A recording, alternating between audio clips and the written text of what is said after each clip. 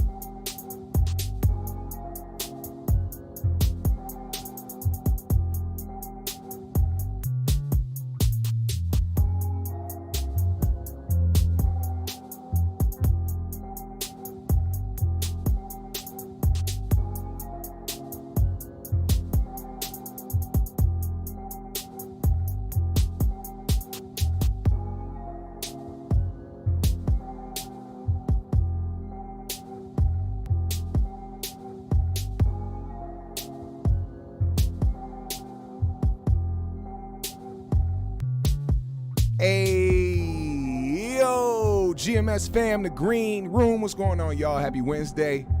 Welcome back to the show. I'm out of breath. I looked around and I realized I didn't have my water. And I said, shit, I got 30 seconds to run downstairs, try to grab my water bottle before this shit starts. Then I couldn't find it. Then I was like, shit, I think I left it in the car. So now I ain't got no water, but it's okay. We'll grab some later. GMS fam, the green room. How y'all feeling, man? Happy Wednesday to everybody. You know we start out every show with peace, love, positive energy, good vibes, passing it forward, hoping that you pass it along as well. GMS fam, the green room. If you would so kindly tap into the live chat, let me know where you tuning in from. Shout your city out. I will most appreciate it. We got some topics to talk about today. Whew, shit. What up, Glittery Bubbles? What up, Zen Master? What up, Monica? What up, Jacoby? Vale is in the building, man. What's going on? He said RIP Jerome Saint. Yeah, man. The final episode of Snowfall airs tonight. I wish I could watch it. I don't have Hulu Live. I do have Hulu, but I don't have Hulu Live. So for those that don't have Hulu Live, you're going to have to wait till 2 a.m. when it actually airs, or just wait till tomorrow. You can be patient. Now, I'm excited to actually see that. I want to see how they end this entire, show run and see what they're going to end it on and see how impactful it is. I hope it's a longer episode than usual, just so we can be able to, fit everything in. But that's just me. Now, I was going to start by talking about a few things, but news broke about a half hour ago about one of the topics that I was going to talk about, which was the Jonathan Major situation. So I have to start out with that one. First and foremost, shout out to Columbus in the building, West Palm Beach in the building, Mississippi in the building. What's going on, King Gamma? What up, Robert? Hey, so if y'all didn't know, Jonathan Majors was dropped from everywhere. His management, his PR agency, everybody that was associated with him has now left him alone. And this comes on the brink of all the allegations that happened and the arrest that was made last month that involved him and his girlfriend, a domestic that involved him and his girlfriend. Was it last month or was it the beginning of this month? Either way, there was a lot of speculation around it. He was arrested, but then he was let go, and then a statement was released by the woman in question who said that what she said happened didn't happen, and that it was a false report and all this other stuff, whatever the case may be. But that was the statement that came out. She didn't actually say that he didn't beat her up. He said that, or she said that it wasn't what was being led to believe to the public. Now, after all this went down, we now get the surprise that everybody has left his side.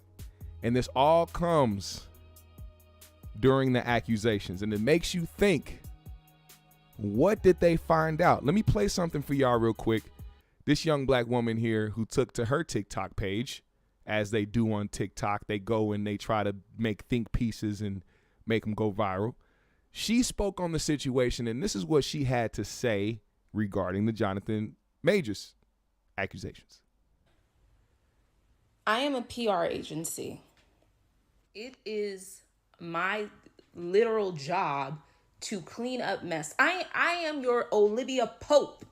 I'm supposed to make the dirt clean. And upon making said dirt clean, I stand to, over the course of your career, make millions upon millions of dollars off of you. That's the entirety of my job, right? That's why I'm here. I'm used to getting my hands dirty. But upon looking at that shit, working with the lawyers, hey, what we got? We can spend it. I look at that shit and I say, yeah, it's time for me to get the fuck out of here. If your Olivia Pope says it's time for them to get the fuck out of here, hightail it. And this man ain't working with the rinky-dink cleanup crew. He worked best connections in Hollywood type shit. Best connections. Thinking cap. You think they give up that A-lister bag, that Marvel bag, that Disney bag, without the situation being entirely hopeless? Damn, that's all you can say is Now, normally I would talk about how people have, or how people try to bring people down when they are when they're coming up and when they're at the, at the peak of their career, when they're just getting hot in their career, and the next thing you know, allegations come up and inevitably their career takes a halt, it takes a left turn, or it's done completely. Now, with this situation, it's a little weird because we don't know too much about Jonathan Majors. Let's make that very clear, all right? Jonathan Majors is a black man, and the woman in question was a white woman, but we do not know this man. And we do not, I'm just trying to be objective at this point, because this woman here had a point. When it comes to certain people, Marvel, Disney, these type of people, they will go to the extreme lengths to try to protect themselves and their assets. AKA why they did what they did with Ezra Miller. If you don't know who Ezra Miller is, he's the guy that plays Flash in the DC movies and shows and shit. Ezra Miller has been subject to so many different domestic disputes, been arrested, charged, all this shit, but somehow is still playing Flash as we speak. I don't know what happened, right? Now, this is before I went live. I didn't know what was going on. I'm like, something had to happen in this story between him and the girl that he got into it with for them to make the decision to do so. And then 30 minutes before going live, this dropped on the public. Multiple alleged abuse victims of Jonathan Majors have come forward following his arrest and are cooperating with the Manhattan District Attorney's Office.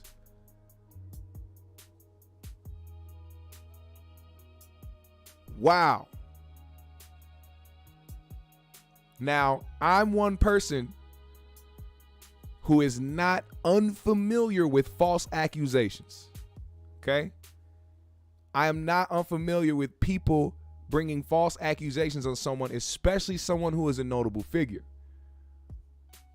But this is something that I will have to know more about before I fully speak on it and give my full opinion about it. But this does not look good. This man's career is over. Marvel had this man lined up for years to come. For years to come. He was supposed to be a main villain in these Marvel movies. And when they say, hey, get him out of here, I don't know, man. I don't know. We're going to have to wait and see what happens. We're going to have to wait and see what comes forward, who comes forward, what information comes after this. All I know now is that he has put himself into a physical abuse Me Too movement. And I don't see him escaping it, especially being a black man at the height of his career right now. So with those, as more information comes out, I will keep y'all posted on those things. Now, let's move forward because I don't want to stay on that too long. I don't put too much in the atmosphere. But before I move on to the other topics, man, of course, y'all know last night was a 5150 show, but there was only one thing that I wanted to talk about from that instance because I was going to talk about it on the show anyway, but it had to do with Jamie Foxx. And we all know that Jamie Foxx right now is in the hospital recovering from a medical complication that is being assumed to have been a stroke. So, everybody's sending out their well wishes and prayers and hoping for a speedy recovery and for him to get back to 100% health. And one of those people that had something to say about this situation was Corey Holcomb. And of course, you guys know the history between Corey Holcomb and Jamie Foxx because the 5150 show got its start on the Foxhole network, on Foxhole Radio, Jamie Foxx's radio show. And that's where a lot of people first heard the OG 5150 Nation fans. They first heard about, 5150 show and, Corey doing a podcast and even, the reemergence of Darlene, you know what I'm saying? So, in the past, Corey has said some things that are unfavorable about Jamie Foxx. He's, to me, seemed like he's had mixed emotions. What I believe personally, I think, and it's just my opinion, I think that Corey has a lot of love for Jamie, and he had a lot of love for Jamie when they were working together. But I think because of maybe Jamie not treating him like a legendary comedian or like an A-list comedian, or even trying to throw him opportunities, being the fact that he's on Jamie's network, I think he felt some type of resentment towards that and not having, or not getting that look that he may feel like he deserved. But that goes for anybody. That's kind of like a human trait. But anyway, when he heard about this situation, of course, he went to his 5150 show to talk about it. And this is what he had to say. Also mentioning how 5150 got started, and also he throws a little, to me, it seemed like he threw a little shot, even though he tried to water it down and try to make it seem like he was talking shit. It felt like he was talking a little bit of shit about Zoe Williams, but we'll get to that part in a second. You guys are refreshing the chat. First of all, I want to send a shout out to one of the What up, brothers. Aaron? Very, very talented brother. Motherfucker had a sick spell.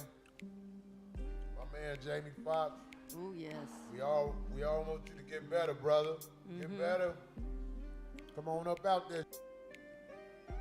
Exactly. Somebody said Corey borrowed one of Marcus's hats. No, this is a Bossalino, nigga. Not an employer Lino. This is my staff Lino. This is a staff Lino. A Filipino hat. And they, Oh my God. and He's they, like, and they Craig bought somebody. Hey, I'm cold. I just realized that this picture I got of Jamie Foxx in this video, the lighting that's like on his head matches like the lighting in the background of the 5150 show. That's cold. I didn't even realize it till now. That's cold as hell. How the hell out this week? Oh, it's starting. I had complimented him, man. Why you put that out there? It's starting. Dressed like They an starting. ounce of cocaine. If it weren't for Jamie, we really wouldn't, if you think about it, right? Existed See, because let me tell you something, man. Jamie Foxx, some people don't know that they. whatever the Jamie Foxx and the Foxhole, when they had that, that's part of this. That's how like it all started. That's how, yeah. They don't know. They don't know that history. Yeah. That's how this show started. It all. At first they 13 wanted years, Craig. me and Zoe to be on the show. I was supposed to be Zoe's Thank you, sidekick. Oh, really? Oh, see, they like. Now, you know what that laugh to me looks like? I'm not even going to lie. That laugh after saying that was the laugh of, yeah, they wanted me to be his sidekick, but look where I'm at and look where he at.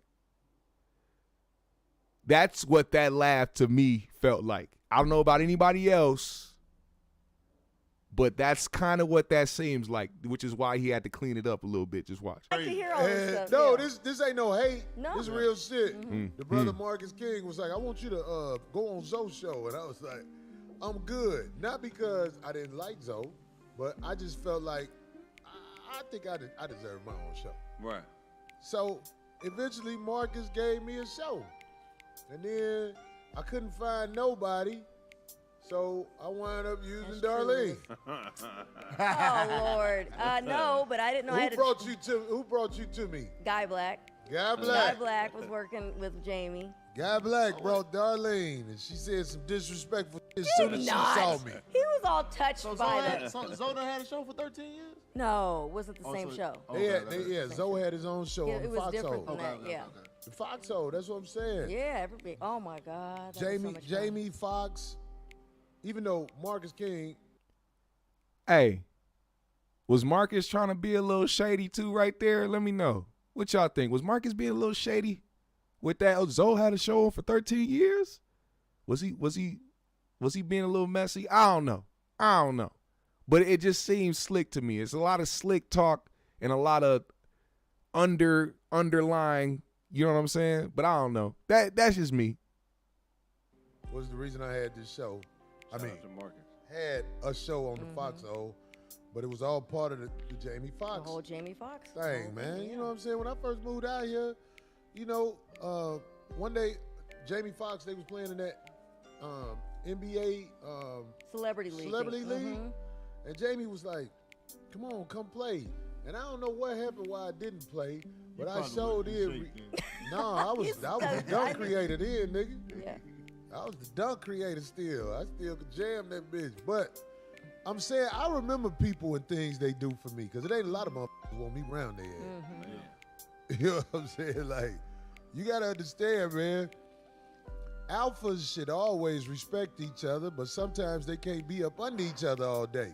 And don't nobody say that. That's some real shit. That's true though. Alphas gotta That's true. respect each other, man. But sometimes That's how Corey and Grady really got into it. It wasn't really because of what Grady did on the side or what he did behind closed doors. It was because Grady was pushing the alpha male shit, and Corey felt like the alpha, and he's feeling like, well, if you the alpha, you should have your own show. You shouldn't be trying to come on my show every week. It's just different things I'll be thinking about. I can be wrong. Trust me, this is just my opinion. All right, this is me thinking about how some people move, some things I've seen in the past from other people, just kind of connecting dots. I could be wrong, but it just seems that way when you have and that statement kind of proves my point a little bit. When you have two alpha males in one spot, you may not coexist. down is different than your get down different than my get down. It don't mean that I ain't got love for you. I mean, Jamie Foxx, man, is Looked out. he yeah. always stay in shape. Yeah. That's why I was shocked when they said something went wrong with him. Yeah. Well, that's not me keeping it real. That ain't me keeping it real. When they told me something was wrong with Jamie Foxx, I was like, He got hurt. I thought he got hurt on set. I know what you finna say. I fear the things that we have to do to still work in Hollywood. You get what I'm saying? Right. I believe the same thing that happened with that football player with the Buffalo Bills DeMar Hamlin. that collapsed. I believe the brother on them John Wick things. Because I look at these people, I'm like, these people are in shape. Why the are they collapsing, and why the is going wrong with us? Nigga, I can't say it because they flagged one of my videos from 2020, and I didn't even really say nothing. So if you say anything about that, about yeah. this, About getting now let me that. see you flag the word, mother. If y'all flag the word, y'all just can't stand my ass. Now, I just want to say this because being somebody now with also a show of hands in the chat right now, with a show of hands, if you can put the hand emoji up or say, I haven't, or whatever the case may be, if you ain't got no fucking emojis, how many of y'all have got the shit? How many of y'all have actually got the shit? This isn't me, and don't think you can't answer because you think I'm gonna come at you or some shit. I'm not. That's not what I do. I'm not finna come at you for taking the shot or not. You know what I'm saying? I just want to know. The reason why I'm asking, because I feel like people have been dealing with their own things from it, and we've been seeing certain things happening. But what I don't want people to do is start neglecting the fact that these things that sicknesses, other sicknesses still exist. You know what I'm saying? Just because COVID came doesn't mean that every other sickness or anything that happens with the human body doesn't exist anymore. You know what I'm saying? Like with this Jamie Foxx situation, if he ended up having a stroke or something like that, because it's not confirmed, it's not confirmed whether or not he had a stroke. And if it is confirmed, I haven't seen it. But they keep saying, because I keep seeing like the major outlets put complications, health, like for health complications. I haven't seen one thing that said he had a stroke. So if he did have a stroke, I would raise my eyebrow a little bit, because like Corey said, somebody who is fit enough and seems like they're healthy, for them to end up getting a stroke out of nowhere, it doesn't seem right. But if something else happened, like if he was exhausted, or if something happened to where he had to go to the hospital because he hasn't been actually taking care of his body, you can be working out but still eating like shit, drinking like shit, smoking, whatever the case may be. These things still affect your body. It doesn't go anywhere just because a new sickness came in. You know what I'm saying? So I want to make sure that we get that clear with each other, so that we won't automatically blame, you know, that one thing on something and disregard, you know what I'm saying? Disregard other things that may be going on. People really suffer from health conditions out here, and it has nothing to do with the big C. Now, I haven't taken it. And the reason, I'm going to tell you the reason why I haven't taken it. The reason I haven't taken it is because I don't know how my body will react to it. I don't know. I don't know what type of health complications may come from it. I'm just concerned in that way. You know, I have family members that have taken it. I have friends that have taken it. I haven't looked at them wrong. I haven't done anything like that. But I will say, certain things in my personal life with certain people that I know have, you know, I've seen certain things happen, and it's made me kind of question it, just because of the simple fact that these things have coming out on the internet and people constantly blaming that one thing on, you know, things going wrong for people in their health. It makes me think in a different way. I want us to continue to be objective about certain things, but also don't be too quick to trust either. You know, I'm not trying to encourage you to take it. I'm not trying to encourage you not to take it. That's where I'm at right now. That's the person I am right now. I'm a person that is, you do what feels right for you, and if you're good, you're good. I hope and I pray that nothing bad happens to y'all, basically. Kate Musa said all of y'all need to take a metal detox and blood detox. If you took it, and if that's what people got to do, man, hey, I'm all for it. If it helps them and it keeps them in good health, I'm all for it. I'm all for it. Shout out to you, Kate Musa. Now let's move forward, because we have some things to discuss, man. Draymond Green. Now I can't play this video because ESPN will kill me. But Draymond Green has been suspended for, I think it was a game, or was it? Yeah, he was suspended for a game without pay due to the stomp that happened during the Kings and Warriors game, playoff game. Now, I'm going to play this video in a little bit. I want y'all to hear a few reactions first, because a few people talked about it. One of the main ones that I want y'all to hear is Joe Dumars, who actually explained why they made the decision to suspend him. That's the first one I want to play, because a lot of people actually disagree with the suspension. But it's not that it's uncommon. I've seen it before. Several instances have come out. People have posted different videos of instances where people have done clearly like similar things. Like for instance, Kevin Love, when he used to play for the Timberwolves. I forgot whose face it was I think it was Zaza Pazulia, whatever name, Sasha, whatever the fuck. But he was about to run down the court and he stepped on dude's face. He got suspended for 2 games. Now, I need y'all to hear the explanation as to why they made that decision. This is Joe Dumars talking about it here. So, to be clear, if it was a different player with a different history, would he have been suspended here? That's a possibility. Yes, that's a possibility that it could have been differently. You know, we look at each one of them when they come through, and we sit down and we pour through it.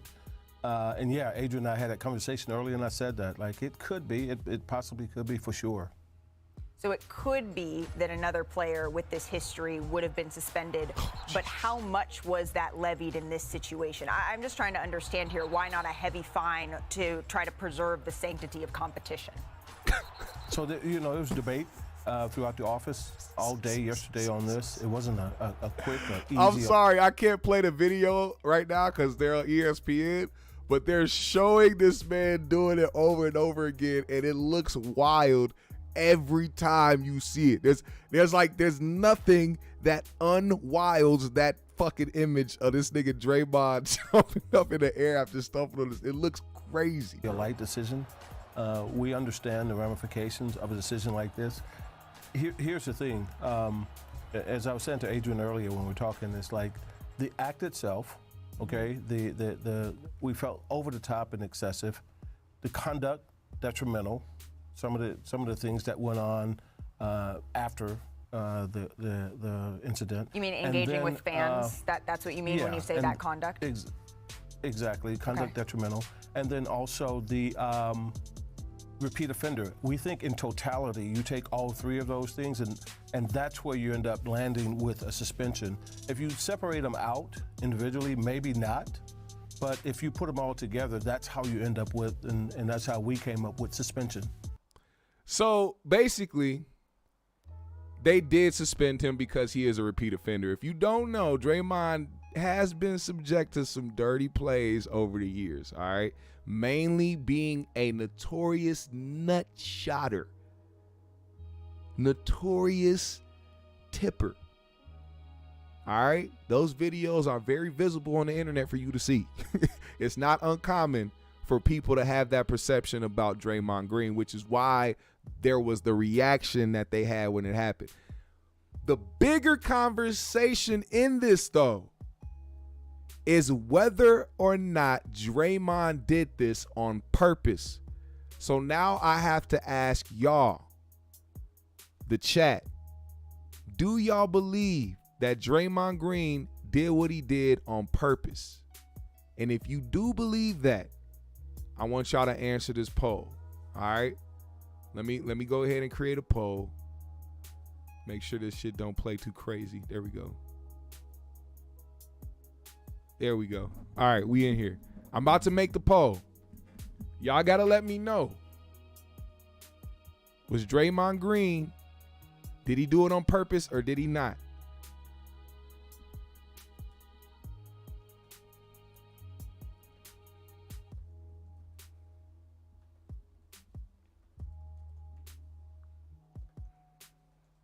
All right, y'all.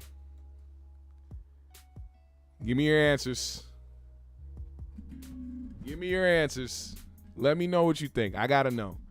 Now, like I said, there's been plenty speculation of what happened.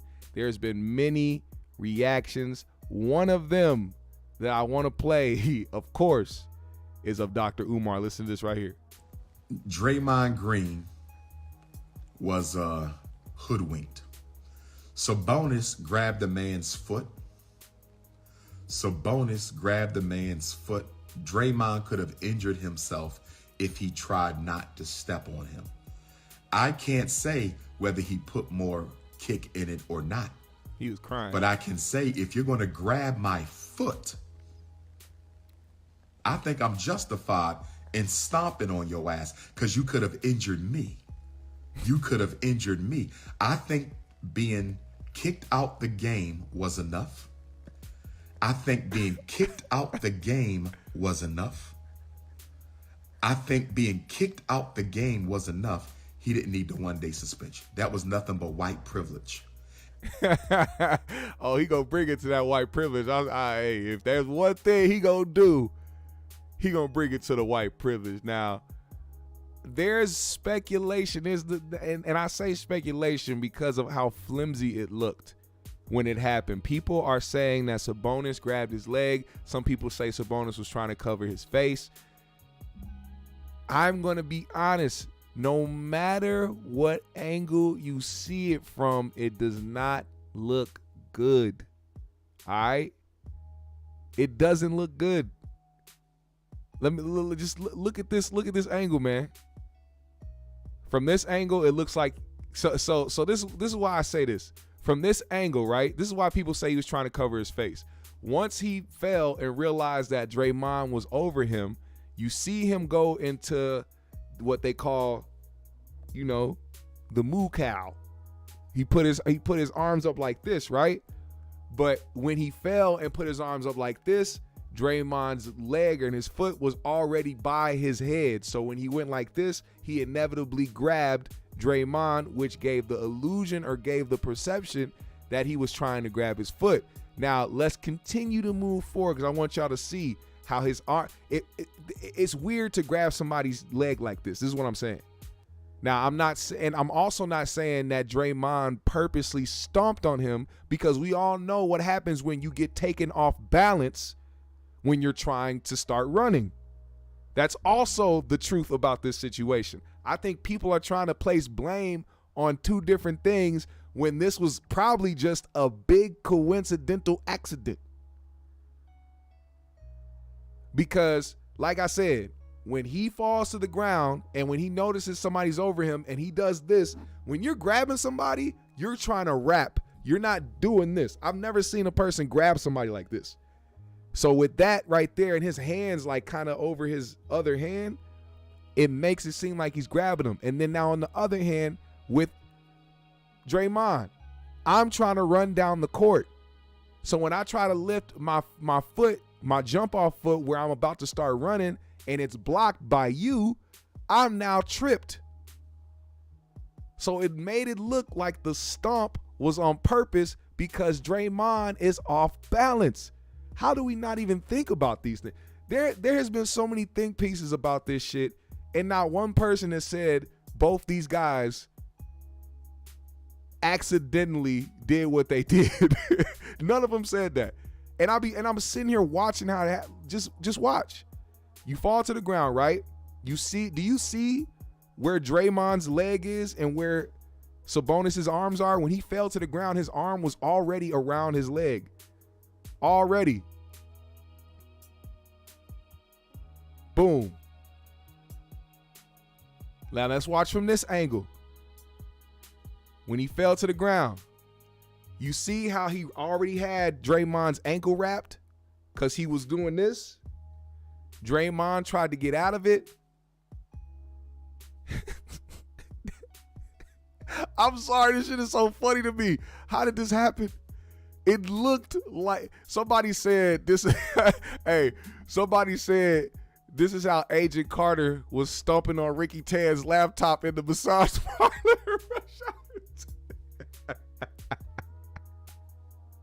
They said that's how Carter was stumping on this shit. I said, get your ass up. He did look like that. And then the jump afterwards was just amazing. Look how he jumped.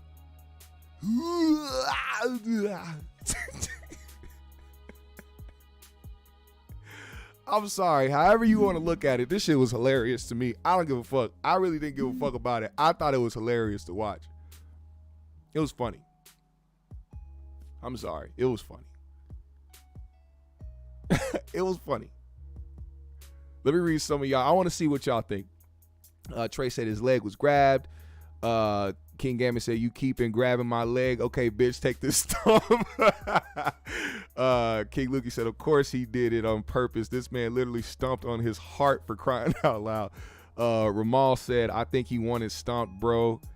And then mid-stomp rethought it. Oh, so you think he wanted to and then thought about it like, oh, shit, this going to look crazy? Simo said, maybe Draymond didn't mean to have that much force, but he stomped him on the chest. Bro, Draymond stumped a nigga in the fucking chest during a playoff game. However it happened, it happened. Accident or not, that is the funniest shit in the world to me.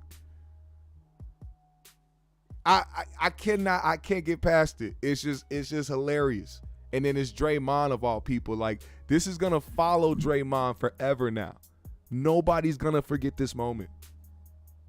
He's going to be 45 doing an interview about his time at Golden State, and they're going to talk to him about this moment. And then when he's 55, they're going to have some type of NBA celebration with all the veterans and the niggas that he hooped with at the time. We're going to see 50-year-old Steph and 50-year-old Bron and all these niggas, and then they're going to ask him, yeah, so Draymond, have you talked to Sabonis in a while? Like, it's going to haunt him. And that's hilarious to me.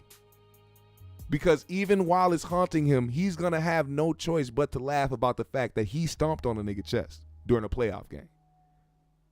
Amazing. Amazing. Now, speaking of amazing, you guys, this right here was probably the most amazing thing I've ever seen. Let me close the poll up, actually. I'm closing the poll now. Shout out to everybody that voted on the poll. Damn, 81% of y'all said yes, he meant to do it. Jeez Louise.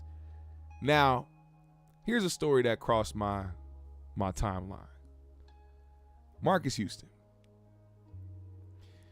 A part of the group Immature turned IMX. And then solo career.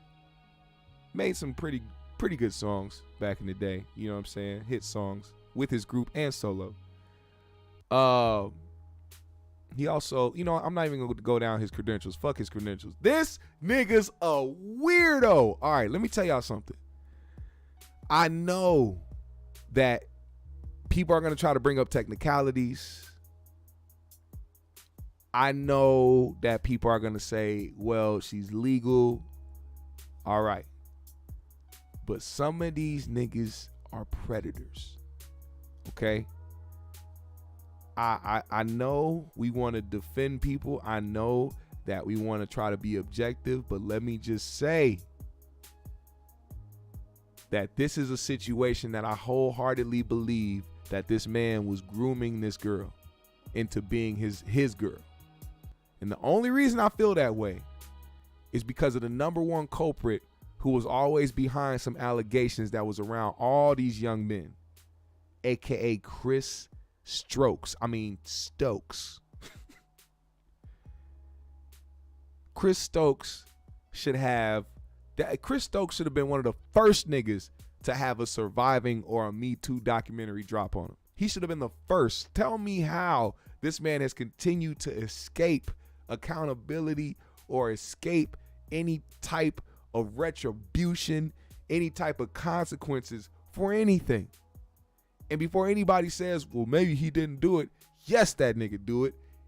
Look at him. Look at him. You can simply look at Chris Stokes and tell that he is a weirdo.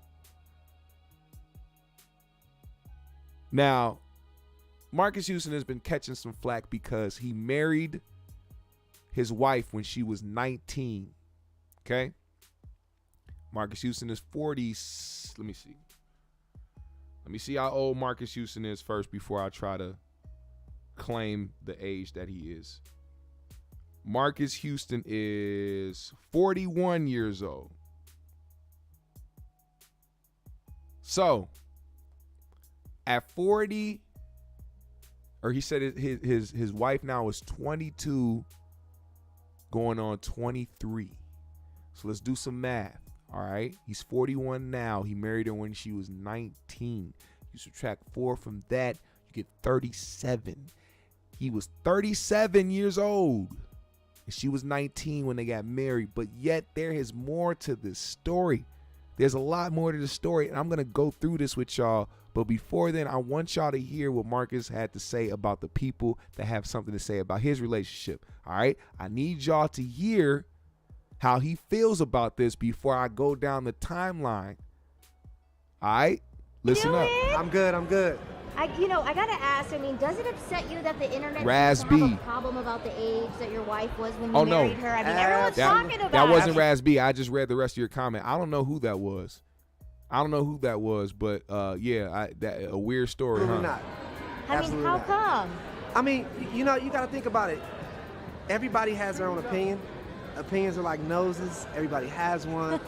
I'm not a kind of person that don't really care what people think about me. So say what you want. I'm happily married, and I love my wife. We have a beautiful daughter, and that's how we live it. I mean, I always have to ask. Like, people are saying your wife must have been like a little bit younger when you married her. I mean, can you set this record straight? Yes. So she was 19 when we got married. She was 18 when we started dating. So a lot of misconception out there about. A lot of people try to like twist her age online and make it seem like she was born a year earlier. She wasn't. She's 22 going on 23. And, she keeps me young and fresh. What can I say? We have a love that people don't really understand, and I don't really care to explain it. Now, let me answer a couple of these. I see what you're saying, Trey. He said, he didn't want to be a stepdad. Read the articles. Women his age have baggage. Women his age have baggage, multiple kids. 41, your options of dating is horrible. You're bound to be a stepdad. Let me just say this. If you are 41 and you don't have a wife or kids, I'm sorry, but what comes with the dating life comes with the dating life. You got to understand that just because you got a younger woman doesn't mean that she won't be left with baggage either. Because just like those older women he didn't want got old, this bitch gonna get old too. And let's just say, Marcus feels like, well, you're 30 now. I'm what? Let's see, she's 20, about 8 years. I'm 49, almost 50. You're 30 now. I'm sorry, you done let yourself go. You're nagging a lot. These kids, they're stressing me out. I didn't want to deal with this in the first place. That's why I got with a younger bitch. Now I got to leave you to go for another younger bitch because I don't want to deal with this baggage. But now I'm leaving you with baggage as a 30-year-old going on to your 40s. And now you're going to be another 40-year-old woman with baggage and kids that a nigga left you for because he wanted the younger bitch. We cannot use that as an excuse. Because not every woman out there in her 30s and her 40s are bringing baggage. Because we can't act like 40 is the only age of woman he should be with, right? He could have found a 30-year-old woman that didn't have kids yet. I'm 31. I know plenty of women out here that are in their 30s that don't have kids or aren't married. He could have went for that. Fuck it. He could have went for a 25-year-old girl. But the reason why I'm bringing this up because it's not just, hey, we met and that's that. No, he said that he met her when she was 17 and they didn't have anything in common. But for some reason, 2 years later, they had everything in common. 2 years went by and all of a sudden she had everything in common with this guy. Crazy, huh? Crazy. Glittery said, have y'all talked to these young kids these days? I can't sit in the store too long with these young bitches when they're talking. You see teachers assaulting students at an all-time high. And here's what it is. I wanted to bring this up because I don't necessarily have a problem with him dating somebody or even marrying somebody who is of age. You can do that. He can legally marry a 19-year-old, and whatever opinions people have on his situation, it shouldn't matter to him because he's not breaking any laws. He's not doing anything crazy. He's just dating a girl that's much younger than him, but it's legal. So here's what I want to say right here. There's been more that's come out. He met this girl when she was 17. And let me just tell you, before y'all bring up the parents, just know that she was missing. She was gone missing. It wasn't that her parents just brought her over to Marques Houston and was like, here, take our child so you can try to make her famous. she was missing and somehow ended up in the presence of Chris Stokes, Marques Houston, and them niggas when she was 17. But I'm going to go down the timeline so y'all can see exactly why I'm even talking about this.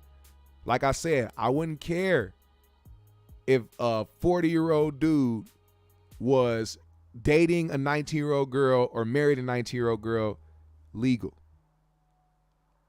But when you say that you met the girl when she was 17, that means you were still in your 30s, my guy. And if you're married to this woman now, just because you guys didn't have anything in common, please realize that he said they didn't have anything in common. He didn't say he didn't find her attractive. He didn't say that he wasn't trying to get with this girl. He just said they didn't have nothing in common. I wonder how 2 years can change all that. But listen to this. Somebody wrote all this out. Here's a whole thread on Twitter from Fuck Chris Stokes. That's the that's the Twitter name. Fuck Chris Stokes. They said, okay, let's get into the facts about Marques Houston. His child bride, Mayana. Okay, when people say child bride, it's like, all right, she's not a child. She's a grown woman. When you're 18 years old, you are considered an adult. She's 19. She's a woman. Stop calling that girl a child. If y'all respect, see, that's another thing that women be doing. I can just assume that the person that wrote this out is a woman.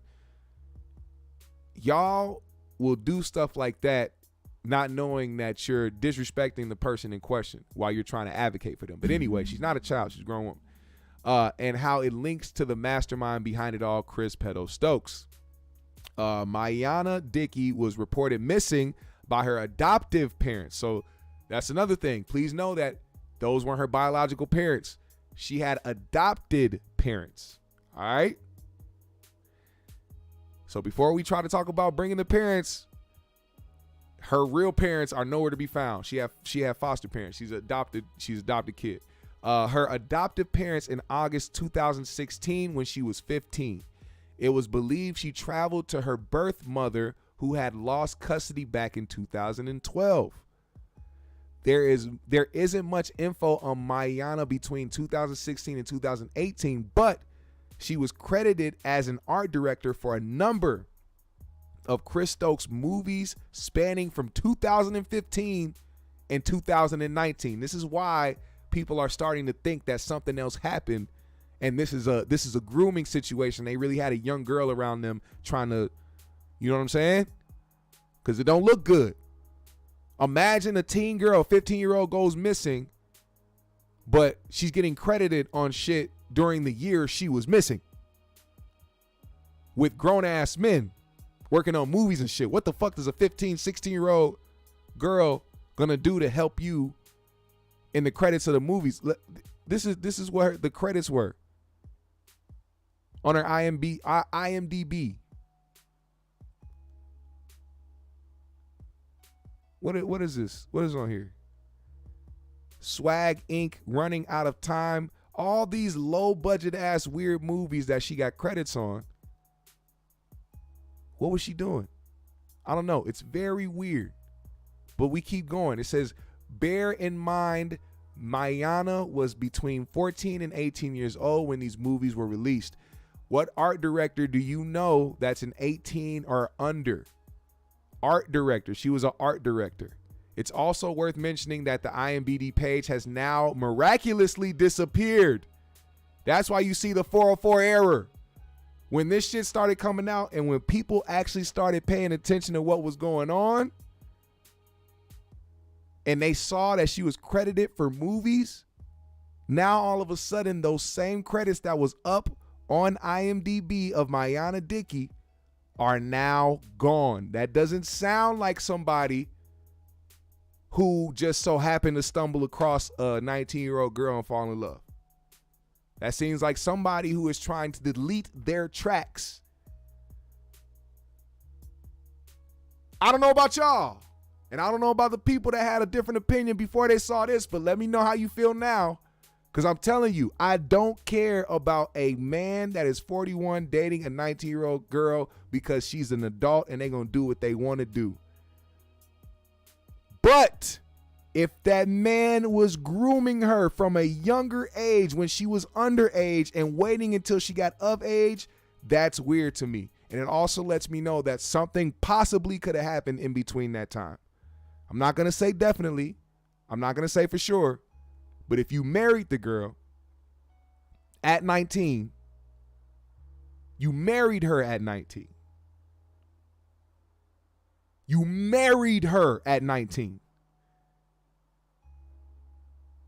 Please understand that he's not giving you the details of when they started dating, when they became sexual.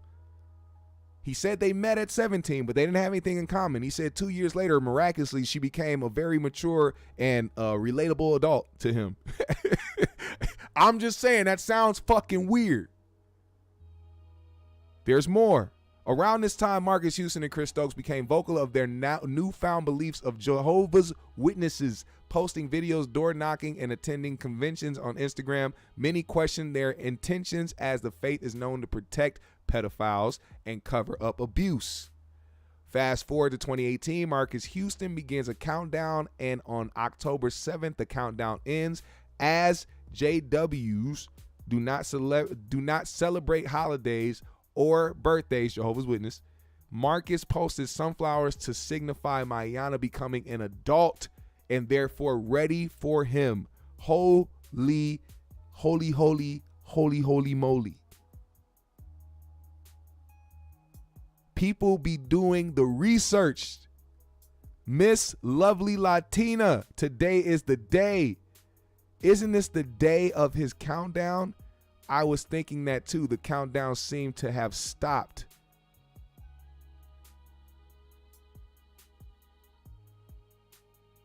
Is that not weird to y'all?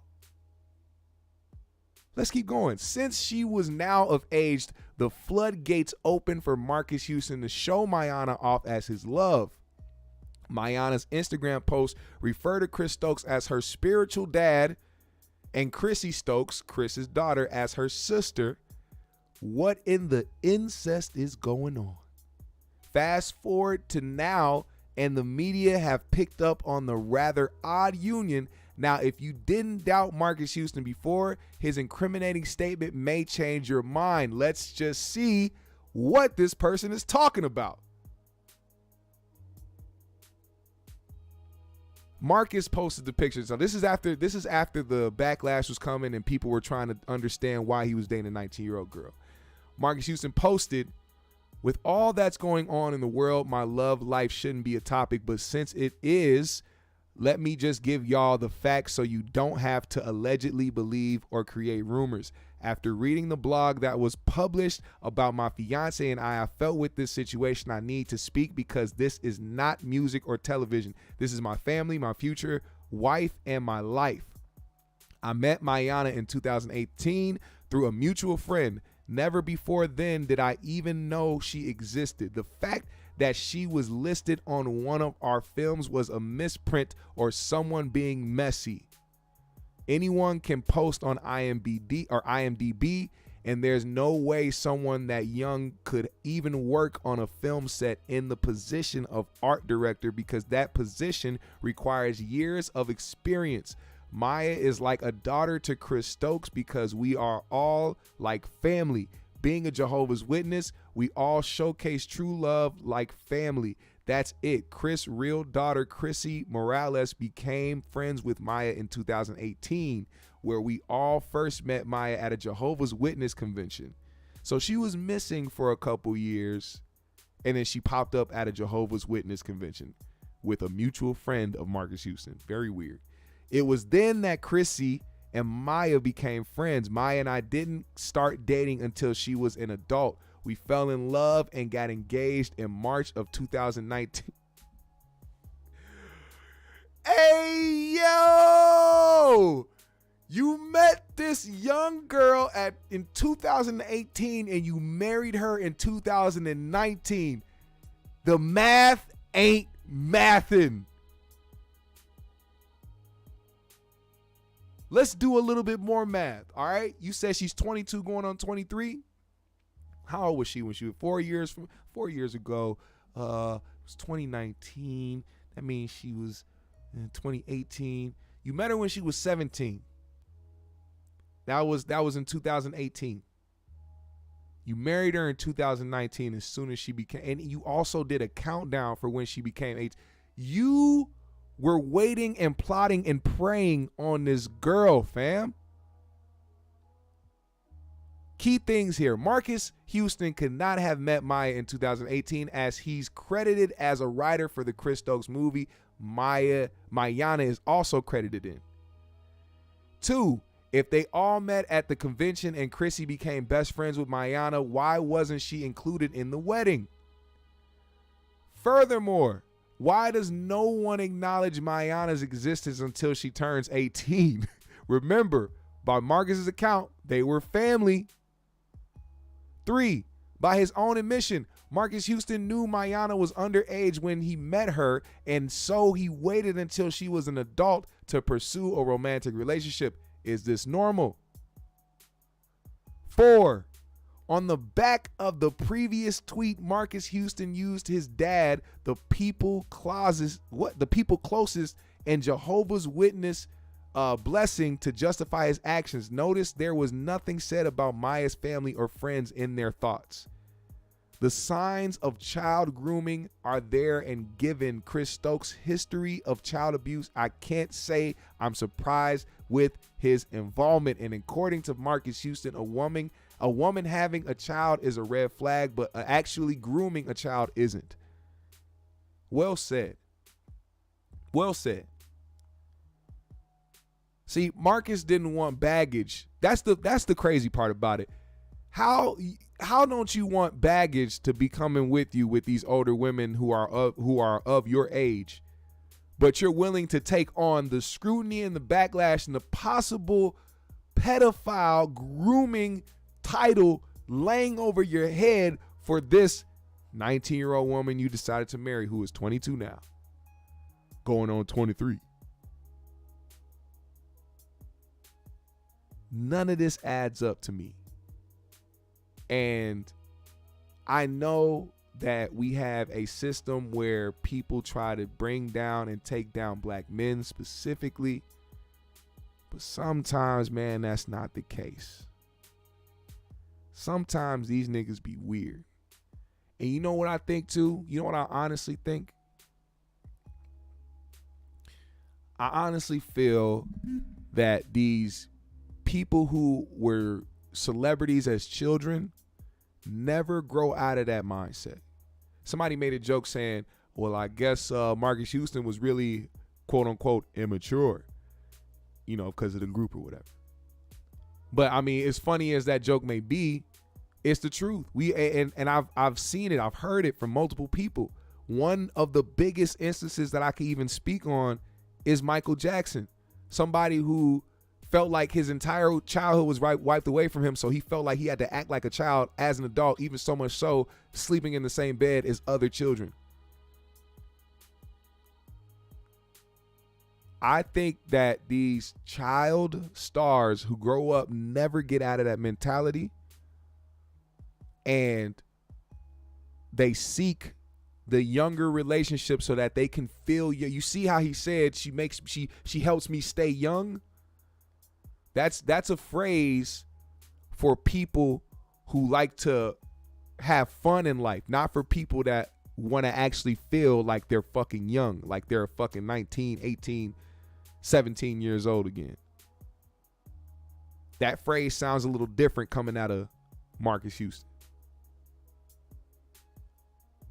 I don't know, man. It's odd. Very odd. Very, very, very odd. And sometimes you got to kind of take this with a form of empathy, because, you know, I could only imagine what kind of influence he had around him being around somebody like Chris Stokes. And we all know that when you know, hurt people, and also you don't learn how to you don't just know how to groom somebody. That's a learned tactic from people. And how it's learned is because it's done on you majority of the time. So just like Chris Stokes could have been possibly grooming Immature as a whole group, B2K as a whole group, it's the same way that Marques Houston probably was doing that young girl. Sometimes you got to think about it from that instance, man. I be seeing shit from a different standpoint sometimes, and that's just really how it is. Now, I have to say this before I move around, man, because I got some things I need to do. I got a couple more things I want to talk about, but first and foremost, this AI rap shit, I need y'all to know that this is not good for music. I need to make sure I say this because I didn't want to put it in the title. I didn't want to put in no hashtags. I didn't want to promote this show as talking about AI music, but I'm going to talk about it sparing right now at this moment because this needs to be said. AI music, AI artists, AI songs are going to ruin music forever. And I think that it's a bigger plot behind this because now that we're seeing the music come out and now that we're seeing some of these popular artists be able to have music be put out with their likeness or with their voice behind it, these labels, we're thinking, man, the labels hate this, which they're trying to present that they hate this and say, no, we need to shut this down and we need to regulate this. We can't have this happen, right? Then I thought about it. Who would want to profit more off of owning the voice of popular mainstream artists? The labels. So to me, I think this is all an inside job. I think this is something that the labels are pushing themselves. And the reason why I feel that way is because if you notice over these past few years, people have been catching on to the different 360 deals and the way that they've been getting fucked out of their contracts and money for a lot of the things that they do because the labels want to take more of your profits than they actually give you. People started trying to get their publishing. People are trying to get their masters. People are trying to own their shit. More artists are getting 50-50 deals, partnerships. And when you're doing that, you're not actually making enough money for the label to maintain, which is a lot of the reason why these independent labels have been flourishing way more than the major labels. Even though they still have the connections and the relationships, they're struggling to stay afloat. And that's just a fact. And who more to want to be vindictive to try to own everything from an artist besides a fucking label? This is what I think is happening. I think that they are part of the reason why this AI shit is getting pushed so much to society and social media and why it's getting so much visibility to everybody to see this thing happen, because then in that case, they can come in and be like, no, we put a stop to this. We don't want this. We're going to meet with our artists, our top artists, and we're going to tell them that this is what we need to do to make sure that this doesn't happen, because the artists aren't going to want AI songs of themselves being put out because they're not going to get the revenue for it. You can't get the revenue for it because it's not your shit.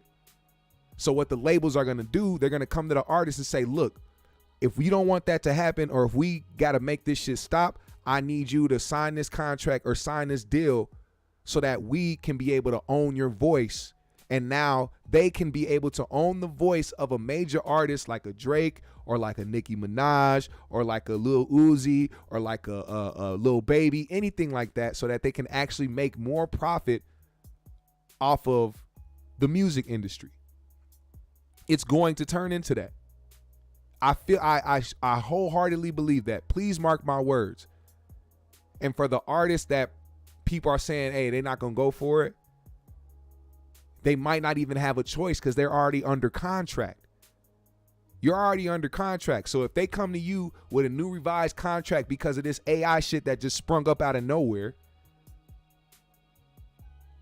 and you're an artist that does not want your music being AI'd anything, your first thought of how can I erase this is going to be the next action you make. They put a piece of paper in front of you and say, this is what we can do to try to make sure this doesn't happen because we'll make the money. Nah, when the AI shit happens and when you sign that contract and when they own your voice, you have literally gave them everything.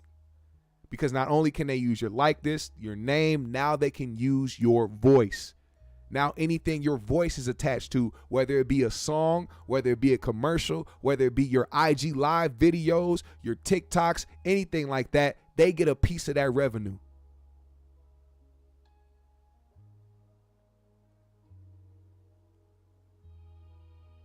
And that's another thing. Shout out to Binky. Binky said maybe this is why artists are now selling their catalogs. You know what's crazy? When all the artists started selling their catalogs is when the AI shit started springing up and the voices started coming out. like I said, this might be a theory for the labels doing this shit under the table and trying to act like they ain't with it when really this is their whole plan to begin with. So I encourage every single one of y'all, do not give in. And that's another thing. They're going to try to make it cool. They're going to try to make it cool. They're going to try to bring back the artists that are dead, people that people miss, and be like, yeah, we got this new song with so-and-so out now. And people like, yeah, it's good to hear their voice again over these beats, and it's cool to hear what they would sound like. Man, ask yourself if the families of those individuals are going to see any of that fucking money. Because even if these people still get revenue for the music that their loved ones still get played and still get streamed till this day, they don't have in the contract voices yet. So when they revise these contracts, when they put these things up, you're not going to own that voice. They're going to own that voice. The label's going to take that fucking money. None of that's going to go to the family or the loved ones of those people. This is all for the purpose, for one, to try to make, and here's another big part of it, to make black artists obsolete.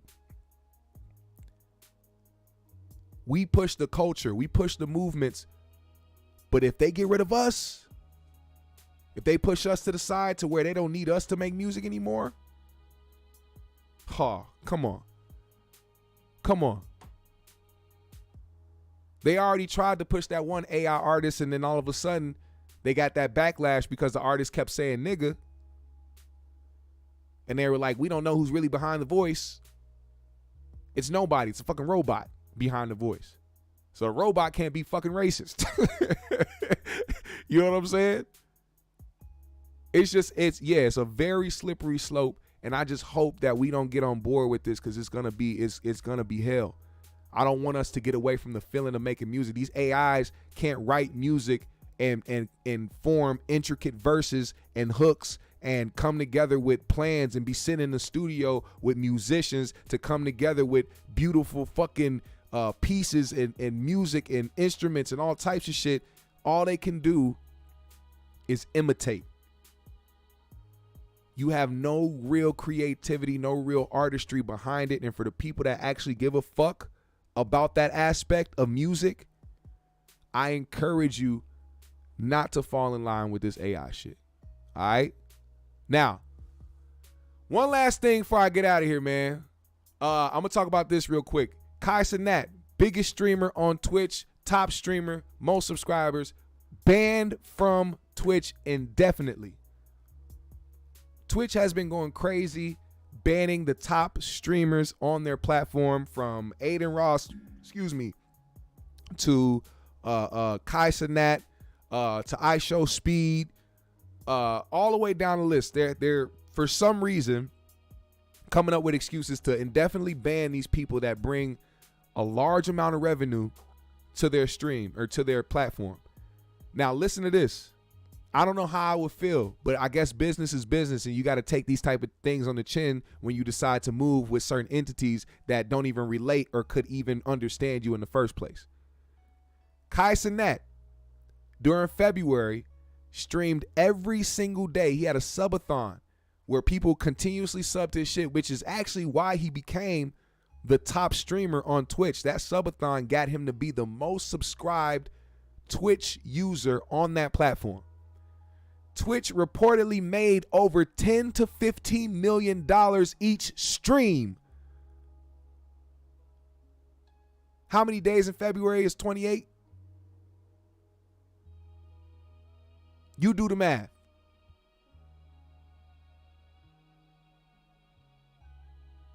You do the math. They made $10 to $15 million each stream. Kai only took away $2 million. Now, that's not to say that he doesn't make crazy money, because he definitely does. But that just goes to show you how much they actually give a fuck. When he became the top streamer, them niggas sent him shoes. You think they sent him a bonus check? You think they sent him a car? Y'all think they You know what I'm saying? Y'all think they did something spectacular for this nigga? Nah, they sent him custom Twitch made shoes. They were the Twitch Stream 12s and shit. High tops. Ugly as fuck. Look like the Wakanda 11s. They said, here's these shoes, you black motherfucker. I know you guys love shoes. Here's some sneakers. Wear this shit. Thanks for being a top streamer and making us $10 million a day. Crazy, right? And they doing it to more people, man. So if anybody out there is having passions of being a streamer, don't be discouraged by this, but just know what you're getting yourself into when you join a platform where they do not give a damn about you and only about the revenue. Speaking of not giving a damn about somebody in the revenue, AB, Antonio Brown, he is now the new owner of the AFL team. I forgot the name of the team, man. I forgot the name. I'm so sorry. But he is now, I think, part owner or full owner. Maybe somebody correct me. But either way, he has ownership in this team. During a game, he came out on the field to talk to fans, sign autographs, show love. The game wasn't actively going on. I mean, it was technically actively going on, but the players weren't on the field trying to play. It was like a timeout or some shit, or halftime. I don't know what time it was, but I just know that Antonio Brown wasn't bothering nobody. And on top of that, he's a fucking owner. But this is what happened. While he was doing this, security came over and told him to get off the field. And when they were telling him to get off the field and people were like, he owns this team, they said, no, he doesn't. Classic case of mayonnaise. Spicy mayonnaise. A little bit of cauliflower and cottage cheese sprinkled on top. Watch this.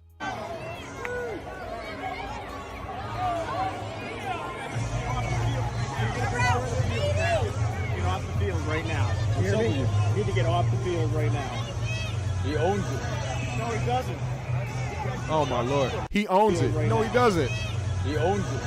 No, he doesn't. Get off the field right now. You got to get off the field right now. We ain't going nowhere. Right now. We ain't going nowhere. Off the field right now. We're going nowhere. You're going off the field right now. You're going off the field right now. Let's go. Let's go.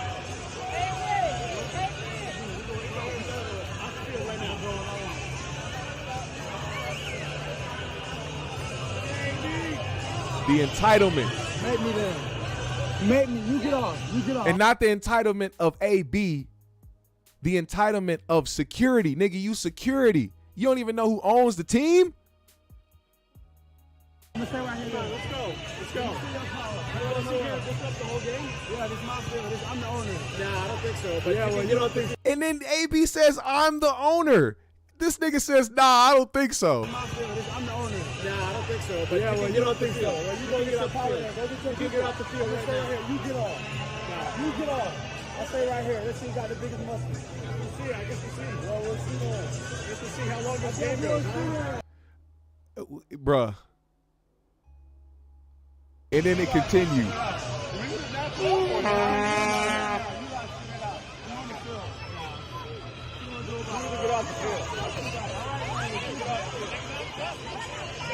You spent $1.1 million to make this game go. Without that money, this game wouldn't have happened. It wouldn't have happened. I'm talking to him. Did you hear that number? He spent 1 point what to help make this shit go? And y'all still saying no? Crazy. That's what the people want.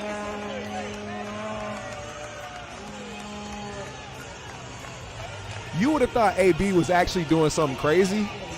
He wasn't doing anything but walking around and saying hi to something that, matter of fact, let me just be honest, something that a lot of fucking owners don't do.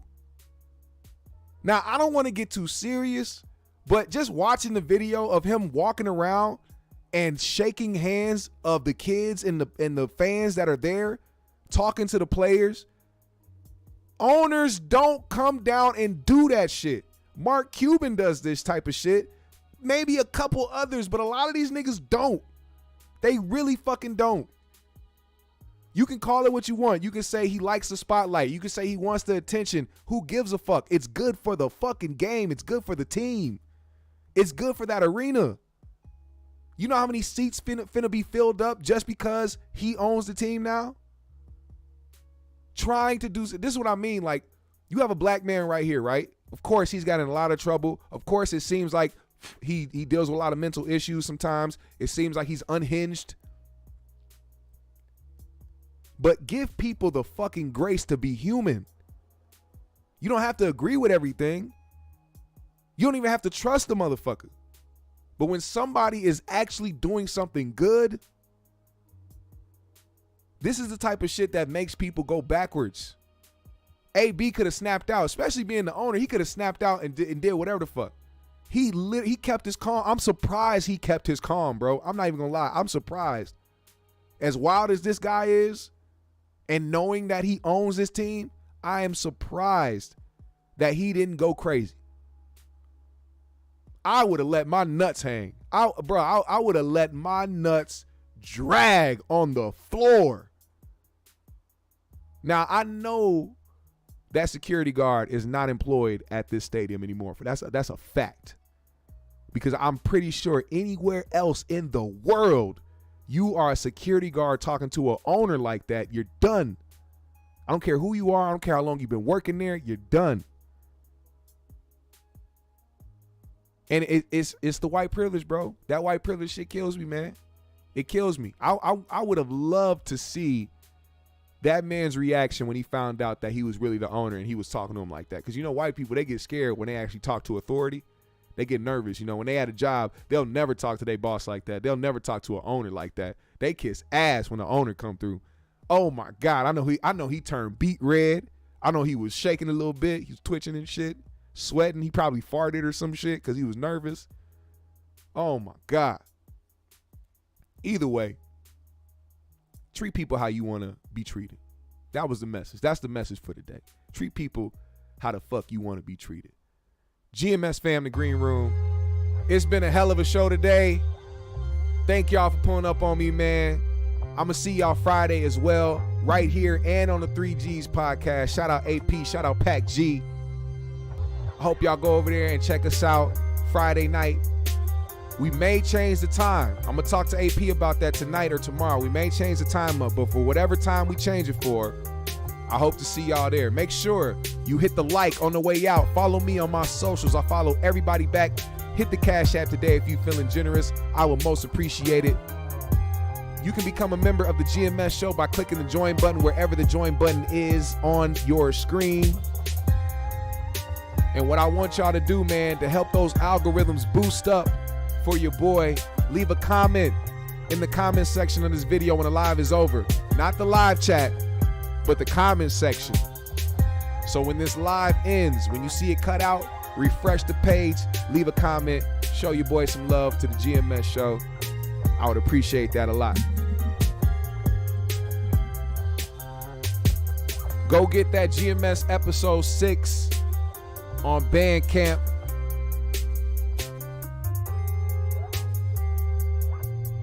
Beat tape by me.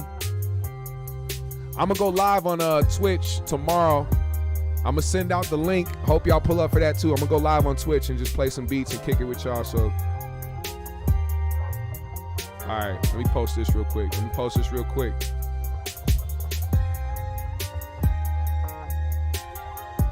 All right, this link that I'm posting right now.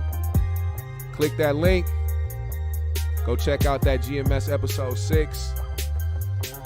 And I'm going to talk to y'all later. GMS fam, the Green Room. It's been a dope Wednesday. Peace and love to all of y'all. Hope y'all family's doing well. Keep chasing your dreams. Keep chasing your goals. You're going to get there. I promise you. GMS fam, the Green Room. We out.